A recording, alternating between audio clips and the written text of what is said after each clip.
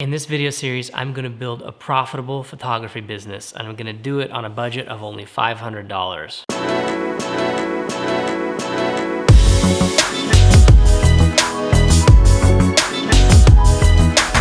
In my old age, as I look back upon my long and prestigious career photographing America's top elite, and I think about the sheer amount of gear that I've gone through in that process, I realized that I didn't really need half of it. It's always been hard for me not to buy toys, and I don't think I'm alone there. And I also look at the finances, and which I have kept meticulously. I think we probably broke it even with money spent on gear versus money made on photography. Maybe. But for me, that's actually just fine. Photography is not what puts food on the table for us.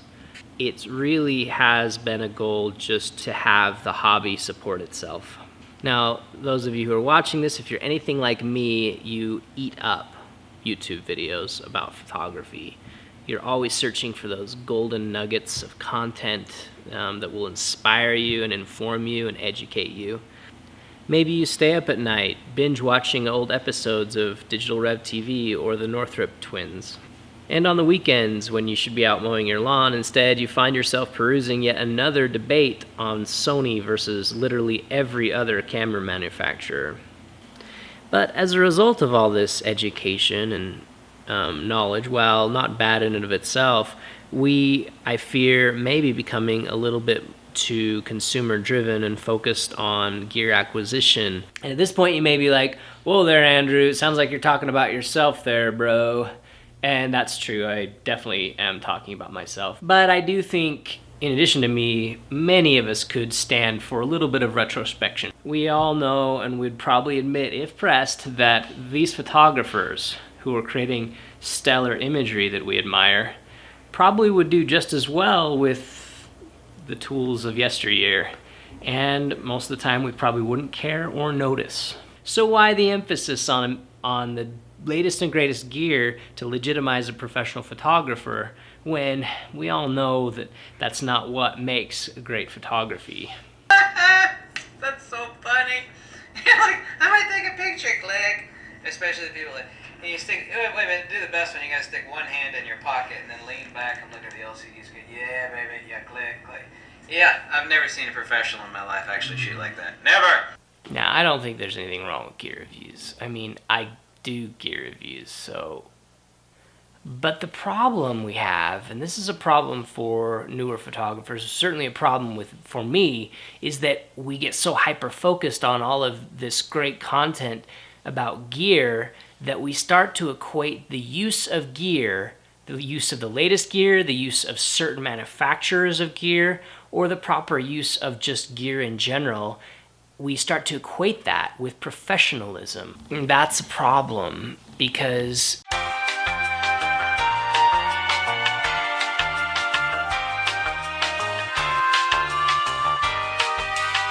but I digress. I am here today to talk to you about how the craft of photography is more important than the tools of photography. And to do that, I would like to... So you and me and you, well, mostly me, we're gonna start a photography business together.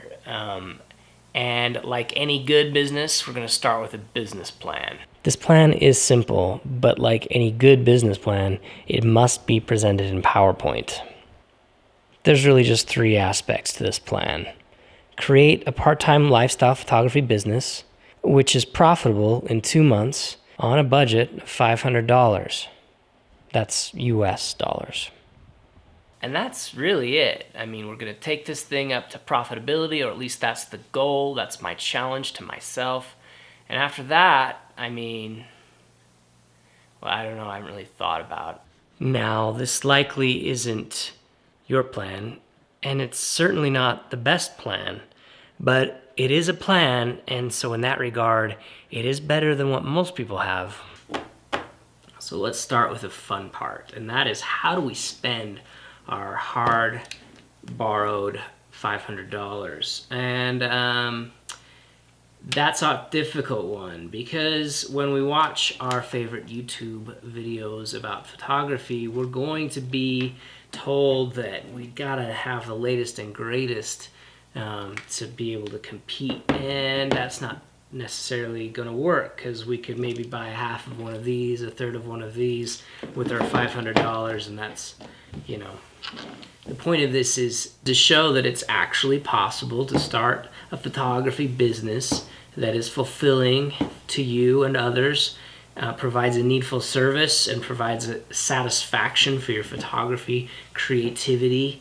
That's possible on a budget of $500. Well, that's the whole point. So we're not going to be buying the latest and greatest. Instead, we're going to have to be a little creative in the way we look at investing in our business. Now, the first thing we've got to decide before we start to just hand over dollar bills is we need to figure out what kind of business we want. Now, I already have a feeling about what I'd like to do here, and that's really a lifestyle photography business, specifically more on the family portraiture end of lifestyle, not necessarily editorial or like adventure lifestyle photography, although that's cool.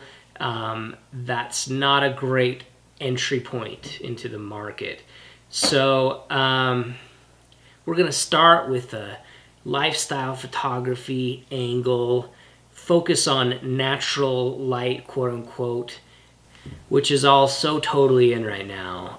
It's not an advantage to tell people that I know how to use strobes and flashes. That's no advantage at all these days. The reason I find that so painful is, why does the world and the market for some reason feel right now that it's an advantage to limit yourself to only one light source? Not only one light source, but the only light source you have absolutely no control over. Why would you? But you know, it's what all the cool kids want right now. And it's actually a lot cheaper to rely on natural light. So, you know, that works for our purposes for now. So we are natural light photographers going after lifestyle type style. I need some vocal cord lubrication. Where were we? So there's several ways we could go here, of course. And one of those ways is we could just go straight to some sort of film option. And that's not a bad way to go, actually, these days. Film is making a comeback in a major way, from what I can tell. I've been on a shoot several times where I've seen a photographer, you know, put down their gear and whip out a roll of film, and I was like, whoa, what the, mind blown. This is like a thing again, which is awesome. I love film. But more and more families and engaged couples, they're specifically looking for that, the romanticism and this sense or this idea that they're going to get something more authentic or natural as a result. Whether that's true or not, it's marketable. So, you know, that's an option. And there's way cheap, really, really solid, you know, film cameras and lenses out there for you. So $500 to get that, yeah, that'll probably get you some good gear, as well as some rolls of film to get started. Another approach might be, you know, your iPhone 7 or whatever. I don't know, how much does that cost? Is that under $500? But whatever mobile phone, I mean, phones are taking extremely great photos these days, certainly better than many of the film cameras of yesteryear. And being a lifestyle photographer, we don't necessarily need super shallow depth of field all the time. So it might work, but would anyone take it seriously? No, they're not going to. Nope. I want to get some really good lenses, and there's no way I'm going to be able to get really, really good lenses on this sort of a budget, at least not modern lenses. Fortunately, with the mirrorless camera market, it's introduced or reintroduced a lot of really old, really awesome film era lenses that we can leverage, and all we've got to do above and beyond what we already have to learn is how to do manual focus. And I believe that's doable, especially for someone like me who enjoys manual focus. That's not a bad thing. So that's where I'm going to focus. I'm going to go after some really good film lenses. So that leaves us with the big question is which body. So the number one feature we're going to be looking at in a body is focus peaking, which means we're after a mirrorless camera. Focus peaking just means when we manually focus on a mirrorless camera, we're going to see a highlighted region where things are in focus. Focus peaking is going to be uber, super, ultra, majorly important if we're going to be using some old vintage lenses. Otherwise, focusing can be really extremely difficult. I mean, it's already difficult. Manually focusing is no walk in the park. I'm not going to lie. This isn't going to be easy for me or for anyone who decides to do it this way. But focus peaking will make it possible. So we're going to be looking in the $300 range. And to do that, we've got to go back in time a few years to find something a little more dated, which is fine, but we got to make sure that it does have focus peaking because mirrorless cameras didn't ship with that for the first few years. So I decided to go with the Olympus OM-D EM-10. It's a mouthful. Even though it is a micro four thirds camera, it's going to get us as good quality as we need to start a photography business for sure. There's no question. Some people are going to question the print sizes we'll get out of it, but I think starting out, it's going to suit our needs. We won't be able to crop super far, but we can start with a. I'm just rambling at this point. I've actually shot with this camera also, which is another benefit. Now, if it were just maybe $50 or $75 cheaper, I would go with the A6000 because it's just more feature rich and it has a bigger sensor, but it's just a little out of our price range right now. So as I perused the eBay, I came across this OM-D EM-10 that was $350 refurbished, factory sealed. That sounded pretty good. I had a moment where I thought I would give them $320, and then I thought better, and I'm gonna admit it, I lowballed them, so put in a bid for $310. I mean, it's not like way lowball, and fortunately they went for it for $310. I think I came away with a good deal. So here we are with my fancy schmancy OM-D EM-10. This is a great camera. It's gonna serve me well. This is a great way to start a business. Nothing wrong with it. Don't let anyone shame you into believing otherwise. And I'm not gonna unbox this for you because you can search back in 2014 probably. I don't know, maybe I will just because I'm lazy and I don't want to hit stop on the record. And here it is. It's so little and it's so cute. And don't worry about clients taking you serious. Don't believe what you hear about people who don't choose mirrorless because their clients don't take them seriously and they show up with a small camera. If that happens, it's 1 out of 50 and you don't need their business anyway. And they're still gonna pay you. You're still gonna deliver great photos, so why let it bother you? If it doesn't bother you, it's not gonna bother the client. Confidence is a lot more important than camera size. A true test of how old this is if we find a CD in here. Yeah, sure enough. Now, one of these batteries, probably not gonna cut it. Maybe it'll get us by, but it's pretty risky to go into a shoot with only one battery, especially a mirrorless battery. So you're going to want to invest in two. Now, fortunately, I actually found one of these whilst cleaning my car the other day from when I used to have an Olympus back in the day. So, is it cheating that I'm not adding that to the budget? I forgot how much I like this little guy. So now that we've got our body chosen, it's time to move on to arguably what's more important, and that's the lenses. You could research this forever, but I think that would cause us to go back and fall into the trap of the gear problem I mentioned earlier. Let's not do that. Let's find some good, solid lenses that are built well, that are in good shape, that have good speeds. Obviously, the lower the speed, the better if you're shooting on a micro four thirds, because your limited sensor size is going to put you at a disadvantage in low light. So you might want to compensate by trying to get some faster lenses. One of the lenses I've looked at, and again, we could spend way more effort on this than we probably should, and I purposely didn't spend too much time on this. I went out searching for lenses of film bodies that I have and that I like. Hexanon lenses for the Konica series. I really like shooting Konica film cameras, and I know that the Hexanon lenses have a great reputation, particularly the 50mm f1.4. It's a fast lens, it's built like a tank. There are plenty of them out there, and they're very affordable. So where I go to look for lenses is KEH. Now, you know, you don't have to go there. Amazon, eBay, even Etsy. But I like KEH because you get a little bit more, I feel like, insurance that way, that you're gonna get a good quality product that's been at least checked out by someone who knows what they're doing. Maybe that's just in my mind. But I also like KEH for their scoring. They give their lenses, like here you can see the Konica 50mm at 1.4.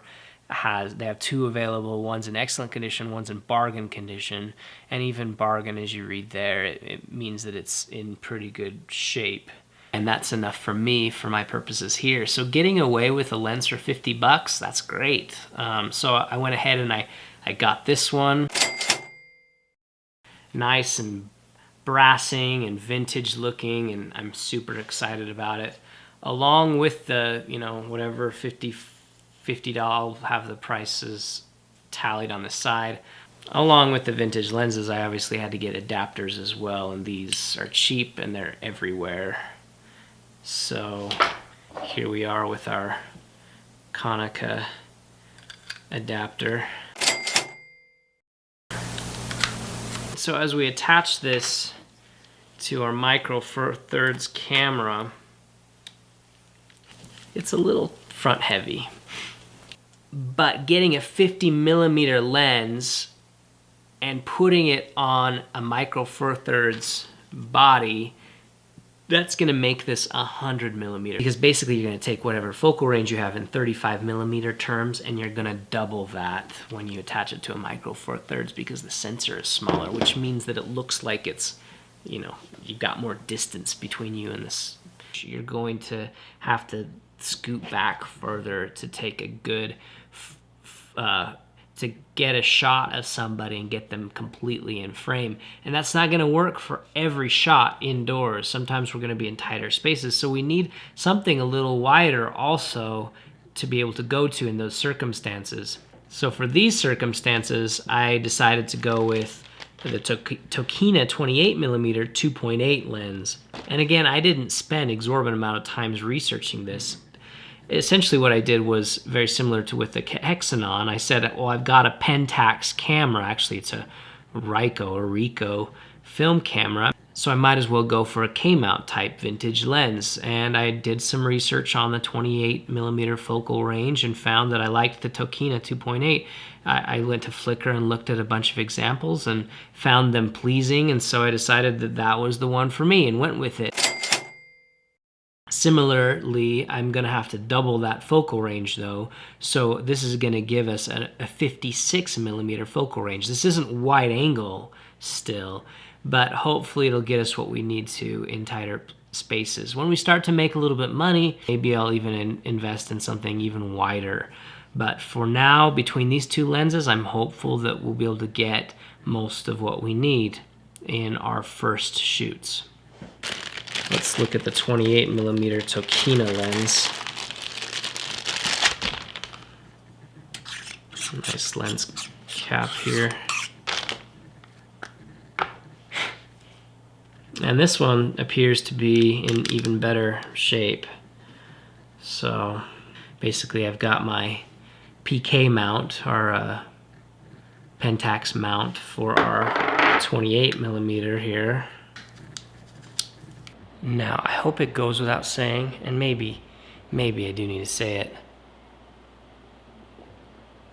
but it's very important that you understand aperture, ISO, shutter speed, and the basics of composition, that sort of thing. So, you know, if that's not something you're comfortable with, you're going to want to spend a long time doing that before you're going to start charging people money for photography. But assuming you've got that stuff down, there's a few things you want to learn about your new device and your lens that will help you in your money-making endeavors. And one of those things that's pretty important that many people overlook is you'll want to know how close you can be to your subject and get them all completely in frame when they're standing up. That becomes an issue on Micro Four Thirds when you're adapting lenses. I'm going to take my 100mm or my 50mm lens, I guess, and I've got my tripod set up over yonder. It's about 6 feet tall, so I'm going to see how close I can get to get that thing fully in frame with my fancy new setup. Yeah, that's about 20 feet. So I'm gonna grab my 28mm lens next. So in this case, it's about half, which is, I mean, I would expect that, but about 10 feet, a lot more doable. That's gonna give us a lot better latitude in lifestyle photography, although not quite as good a shallow depth of field as well as low light performance. So those are always the things you weigh as a photographer. So because manual focus is going to be so important to what we're doing, it's good to have practice, getting really good at racking that focus and nailing that right on with that focus peaking. So, you know, flip the screen out, get a pet and get them moving around and really active and getting a lot of motion, and try to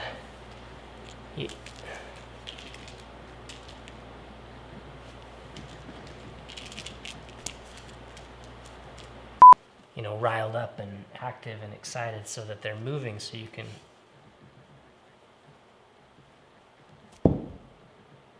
what is wrong with these animals? Ideally, you're gonna let go of your conscious self and act on instinct. With the blast shield down, I can't even see. Now, I thought about ending this part 1 there, but I realized that would not be good because this is a photography vlog after all, and I haven't shown you any pictures yet, which is lame of me. Next, I'm gonna show you how to build a portfolio, because that really has to be the next step. We've gotta have our work sell us and get us more work. And to do that, we've gotta have work. I am not gonna use any work that I've ever done before, because this is a brand new business and this is part of the challenge for myself. The challenge here is that I need probably 10 to 15 solid images to be able to sell myself as a photographer, and I can't charge anyone for those yet. So that's gonna have to be family, friends, or work for trade. But I'm not too worried about it. I've got some ideas on how to get those people without annoying my friends and family too much. And I think it's gonna work. The first thing I'm gonna do though, is I'm gonna leverage my children a little bit to start getting some lifestyle photos. And we'll do that tomorrow, but still part of this video.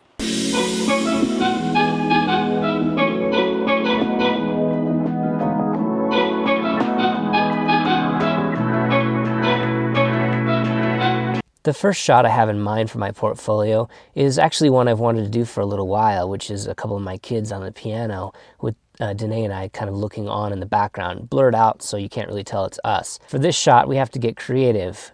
Now, I have tripods, but I didn't want to use one because in this fictional business, I don't have any yet. I haven't purchased any. It's not on the budget. So I'm using a music stand, which seems to work actually very well. The next thing that I did budget for is a reflector. Hey, come here. Come sit up here.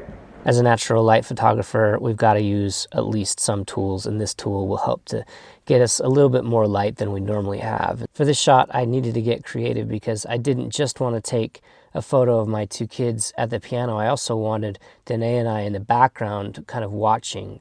To do that, obviously I have to composite. So this incorporates two photos. The first photo I'm obviously getting of these two here. Now, since I am going to do some compositing, I'll need to use Photoshop, and while I don't have money for that in the budget, Creative Cloud does ship with a month or so trial. And so that'll get me by until I can start bringing in some money and pay the $20 a month or whatever it is for a subscription. TV here. So you're watching a funny show?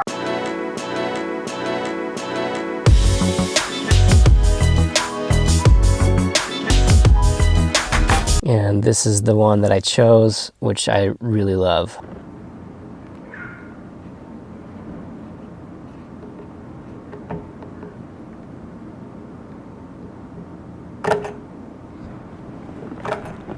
With the camera set up to take a time lapse, then it was just a simple matter of sitting down for a couple frames.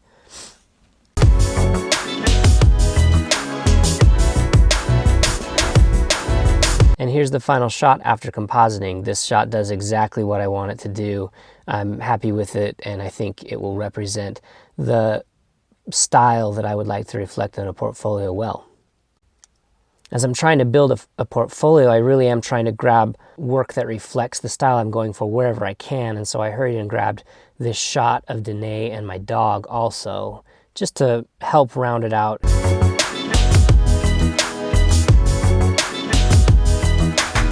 Well guys, that's it for episode 1. I'm pretty happy with what I was able to accomplish. We got a kit for way cheap that works great. We were able to create 2 photos that will help begin that portfolio. In episode 2, we're going to finish that portfolio, or at least finish the beginnings of it, by creating another 8 to 10 images to round it out, to show our style, and then from there we'll create a website and some branding to go along with that, and we're going to go after some jobs. So I really hope that you'll come back, and I just don't know how to end vlogs.